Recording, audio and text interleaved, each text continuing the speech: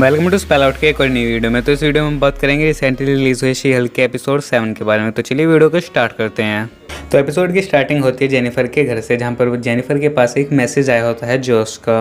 और जो जोश था वो जेनिफर को उसकी फ्रेंड की मैरिज में मिला था। और जेनिफर उस मैसेज को लेकर एक्साइटिंग इसलिए थी क्योंकि जेनिफर को फाइनली ऐसा मिला था जो कि शी हल्क को नहीं बल्कि जेनिफर को पसंद करता है। और जिसके बाद अगले सीन में हमें जेनिफर और जोश की चैटिंग, कॉलिंग और डेटिंग दिखाई जाती हैं। उसके बाद सीन शिफ्ट होता है और अगले सीन में हमें दिखाया जाता है जो जेनिफर है वो ऑफिस आई और जो उसकी असिस्टेंट ने किया है वो उसे बताती है कि तुम्हें एम्प्लॉय ऑफ द ईयर के अवार्ड के लिए नॉमिनेट किया गया है।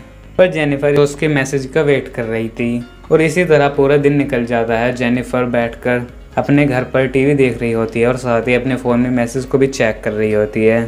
तो पर तभी जेनिफर को एक कॉल आती है और वो कॉल एक ऑफिसर की होती है और वो जेनिफर से कहता है कि ब्लोंस्की के एविडर में कुछ खराबी आ गई है जिसके लिए उसे उसके साथ जाना पड़ेगा क्योंकि संडे में कोई पुलिस जॉब नहीं करती।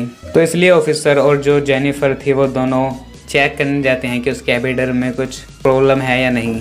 जिसके बाद अगले दिन वो ऑफिसर और जेनिफर ब्लोंस्की के घर पहुंच जाते हैं और वो उस कैपिटल को चेक करने लगते हैं, जिस पर ब्लोंस्की बताता है कि उसे छोटा मोटा शॉर्ट सर्किट लगा था जिसकी वजह से वो थोड़ा सा डैमेज हो गया। और अगले सुबह से जो ऑफिसर था उसे विश्वास हो जाता है और वो वहाँ से चला जाता है। और उस ऑफिसर के जाने के बाद जो जेनिफर थी वो ब्लोंस्की से कह रही होती है कि वो रूल को ना तोड़े क्योंकि अगर वो रूल तोड़ेगा तो उसे दोबारा जेल जाना पड़ सकता है। और इसी कन्वर्सेशन के बीच दो सुपर हीरो की एंट्री होती है। वो आपस में लड़ रहे होते हैं जिसमें एक मैन बुल और दूसरा स्पेनिश ग्लाइडिंग होता है।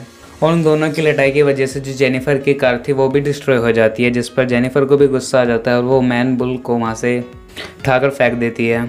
जिस पर ब्लोंस्की वहाँ पर आ जाता है और वो बताता है कि ये दोनों वो यहाँ पर रिलैक्सेशन के लिए आए हैं और तुम्हारी कार को गैरेज ले जाना पड़ेगा। जिस पर ब्लोंस्की कहता है कि उसमें टाइम लगेगा, इसलिए वो जेनिफर से कहता है कि वो इतने यहीं पर रुक जाए। पर जो जेनिफर थी वो अब भी मैसेज का वेट कर रही थी पर वहाँ पर नेटवर्क नहीं मिल रहा था, इसलिए वो उसी एरिया की डिफरेंट लोकेशन पर जाकर वाईफाई चेक कर रही थी पर उसे वहाँ पर वाईफाई नहीं मिल रहा था। और वाईफाई ढूंढने की कोशिश में जेनिफर एक कमरे में पहुंच जाती है जहां पर कि उसे उसके नेटवर्क का सिग्नल उसे मिलने लगता है। पर वहां पर ब्लोंस्की और उसके कुछ फ्रेंड्स बैठे होते हैं और जेनिफर वहां पर बैठती है क्योंकि उसका मोबाइल का सिग्नल उसे वहीं मिल रहा था। और कुछ देर बाद उस कमरे में एक और आदमी आता है और वो आदमी वही होता है जिसने कि जेनिफर पर कुछ लोगों के साथ हमला किया था। और जेनिफर उसे देखते ही गुस्से में आ जाती है और वो उसे भी उठाकर फेंक देती है। पर तभी ब्लोंस्की आकर उसे रिलैक्स होने के लिए कहता है और उससे कहता है कि इस जगह पर कोई भी अपनी सुपर पावर को यूज़ नहीं करता। और ब्लोंस्की जेनिफर से कहता है कि अगर उसे कुछ बात करनी है तो वो आराम से बैठकर करे। जिसके बाद जेनिफर भी उनके साथ वहीं बैठ जाती है और वहाँ पर एक काउंसलिंग सी चलने लगती है। जिसके बाद सब 1 बाय 1 अपनी बातें बता रहे होते हैं और उसके बाद जेनिफर का नंबर आता है और सभी जेनिफर से पूछते हैं कि वो इतनी अपसेट क्यों हैं।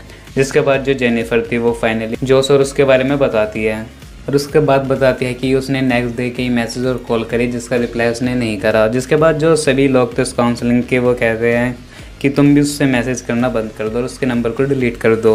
जिसके बाद जेनिफर फाइनली उनके कहने पर उसके नंबर को डिलीट कर देती है उस टाइम पर।